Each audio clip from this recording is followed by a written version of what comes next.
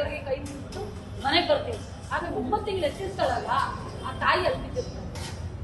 ಸುಮ್ಮನೆ ಅಲ್ಲ, ಆ ಬಸ್ರಿ ಅಂದ ತಕ್ಷಣ ಅವಳು ನೂರಾರು ಕನಸುಗಳು ಇಟ್ಕೊಂಡು, ನೂರಾರು ಆಸೆಗಳನ್ನ ಇಟ್ಕೊಂಡು, ಅಪ್ಪ ಅಮ್ಮ ಇಬ್ರು ನಾನು ಮಗು ಹುಡ್ತಾ ಇದೆ, ಹೆಣ್ಣಾಗ್ಲಿ ಗಂಡಾಗ್ಲಿ ಮಗು ಹುಡ್ತಾ ಇದೆ ಅಂತ ಸಾವಿರಾರು ಕನಸು ಕಾಣ್ತಾರೆ. ಆ ತಾಯಿ ತುಂಬಾ ಕಷ್ಟಪಟ್ಟು ಜೀವನನೇ ತ್ಯಾಗ ಮಾಡಿ ಮಕ್ಕಳನ್ನ ಸಾಕಿರ್ತಾರೆ. ಆ ಮಕ್ಕಳು ದೊಡ್ಡವರಾಗಷ್ಟರಲ್ಲಿ ಅವಳ ಜೀವನ ಸತ್ತೋಗಿರುತ್ತೆ. ಬೇರೆ ಆಪ್ಷನ್ನೇ ಇರಲ್ಲ ಅವಳು ಹೋಗೋದಕ್ಕೆ. ಎಲ್ಲೂ ಹೋಗಿ ದುಡಿಯೋದಕ್ಕೂ ಅವಳಿಗೆ ಆಗ್ತಿರಲಿಲ್ಲ. ಯಾಕಂದ್ರೆ ಅವಳ ಮೈಯಲ್ಲಿ ಏನೂ ಇರಲ್ಲ, ಮಕ್ಕಳಿಗೋಸ್ಕರ ತ್ಯಾಗ ಮಾಡ್ತಿರ್ತಾರೆ. ಆವಾಗ ಅವಳು ಆಗಲ್ಲ ಅಂತ ಬೀದಿದ್ದಾಗ ಅವಳು ಪದ ಸಂತ ನೋವು ದುಃಖ ಇದೆಯಲ್ಲ, ಅದು ಇವರು ಆಡಿ ಮುಖಾಂತರ ತೋರಿಸ್ತಾ ಇದ್ದಾರೆ. ನನಗೆ ತುಂಬಾ ಖುಷಿ ಆಯ್ತು. ನನಗೆ ಇದ್ರ ಬಗ್ಗೆ ಏನು ಹೇಳಿರಲಿಲ್ಲ. ನಾನು ಬೆಳಗ್ಗೆ ಫೋನ್ ಮಾಡಿದ್ರು ಬರ್ತೀನಿ ಅಂತ, ಸಂಜೆ ಬಂದರು ಬೆಳಗ್ಗೆ ನೀವು ಬರಬೇಕು. ಸರ್ ಏನು ಸರ್ ತಿಳಿಯೋದು? ಹಾಗೆ ಅದು ನೀವು ಬರಬೇಕು. ಸರಿ ಸರ್, ಯಾಕಂದರೆ ಅವ್ರು ಅಷ್ಟು ದೊಡ್ಡ ಸಾಹಿತ್ಯ, ಅವ್ರು ಹೇಳಿದಾಗ ನನಗೆ ಬರಲ್ಲ ಅನ್ನೋಷ್ಟು ದೊಡ್ಡವಳು ನಾನಲ್ಲ. ಮೊದಲನೇದಾಗಿ ನಾನು 600 ಸಿನಿಮಾ ಮಾಡಿದ್ರು ಕಲಾವಿದಾಗಿ ಈ ಕಡೆ ನಿಂತ್ಕೊಳ್ತಾ ಇದ್ದೆ.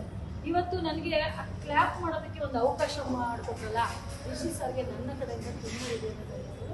ಈ ಸಿನಿಮಾಗೆ ಒಳ್ಳೆದಾಗಿ ಎಲ್ರಿಗೂ ಆಲ್ ದ ಬೆಸ್ಟ್ ಅಂತ ನಾನು ಹೇಳ್ತೀನಿ. ಈ ಸಿನಿಮಾ ನೋಡಿ, ಬಟ್ ಅಷ್ಟು ಒಂದು ಹಾಡು ತುಂಬ ಚೆನ್ನಾಗಿದೆ. ದಯವಿಟ್ಟು ಯಾವ ತಂದೆ ತಾಯಿನ ಬಿಡಬೇಡಿ. ಅಂಬ್ಲಿನೋ ಗಂಜಿನೋ ಒಂದು ಮೂಲೆ ಕೂಸಾದರೂ ಹಾಕಿ ಬೈಬೇಡಿ, ಹೊಡಿಬೇಡಿ. ನನ್ನ ಒಂದು ದೃಷ್ಟಿಯಲ್ಲಿ ಹೇಳ್ತಾರೆ. ಯಾಕೆಂದರೆ ಸಿನಿಮಾ ನಾನು ಆರಾಮಾಗಿ ಮಾಡಿದೆ. ದಿನ ಗಾಡಿ ಬರ್ತಿತ್ತು, ಕ್ಯಾರವನಲ್ಲಿ ಕೊಡ್ತಿದ್ದೆ. 600 ಜನ ಅನ್ನದಾದರೂ ನನಗಿವತ್ತು ಬೆಳೆಸಿದ್ದಾರೆ. ಅದು ನನಗೆ ತುಂಬ ಖುಷಿ ಇದೆ. ಬಟ್ ಈ ಆಶ್ರಮ ಮಾಡಿದಾಗ ಇಷ್ಟೇನ ಜೀವನ, ಅಪ್ಪ ಅಮ್ಮಂಗೆ ಇಷ್ಟೇನ ಬೆಲೆ. ಇತ್ತೀಚೆಗೆ ಯಾವ ಬೆಲೆನೂ ಇಲ್ಲ ಮಕ್ಕಳ ಹತ್ರ. ತಂದೆ ತಾಯಿ ನರಕ ಅನುಭವಿಸ್ತಿದ್ದಾರೆ ಒಳಗಡೆ, ಕಣ್ಣೀರಲ್ಲಿ ಕೈ ತೊಳಿತಿದ್ದಾರೆ. ಅದೆಲ್ಲವೂ ಒಂಚೂರು ನಿಲ್ಲಿಸಿ ಅಂತ ಈ ಸಾಂಗ್ ಮುಖಾಂತರ, ಇವರು ಒಂದು ಪಾತ್ರದ ಮುಖಾಂತರ ತೋರಿಸ್ತಾ ಇದ್ದಾರೆ. ಒಳ್ಳೆಯದಾಗಲಿ ಈ ಸಿನಿಮಾನ. ಮೊದಲನೇದಾಗಿ ನಾನು ಕ್ಲಾಪ್ ಮಾಡಿದ್ದೀನಿ. ಅದೇ ನಿಮ್ಮೆಲ್ಲರ ಸಪೋರ್ಟು, ಸಹಾಯ, ಸಹಕಾರ. ಯಾಕಂದರೆ ನಾನು ಯಾವತ್ತೂ ಕ್ಯಾಮ್ರಾ ಮುಂದೆ ಯಾವ ವಿಷಯಕ್ಕೂ ಯಾವುದಕ್ಕೂ ಬಂದು ಮಾತಾಡೋಣ.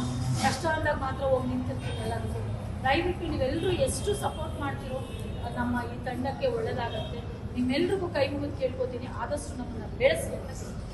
ಲೇಟೆಸ್ಟ್ ಹಾಗೂ ಇಂಟ್ರೆಸ್ಟಿಂಗ್ ಸುದ್ದಿಗಳಿಗಾಗಿ ಬಾಸ್ ಟಿವಿ ಕನ್ನಡ ಚಾನೆಲ್ನ ಸಬ್ಸ್ಕ್ರೈಬ್ ಮಾಡಿ. ಹಾಗೆಯೇ ಬೆಲ್ ಐಕಾನ್ ಪ್ರೆಸ್ ಮಾಡಿ. ಇದರ ಜೊತೆಗೆ ಫೇಸ್ಬುಕ್, ಇನ್ಸ್ಟಾಗ್ರಾಮ್, ಎಕ್ಸ್ನಲ್ಲೂ ಮಿಸ್ ಮಾಡದೆ ಫಾಲೋ ಮಾಡಿ.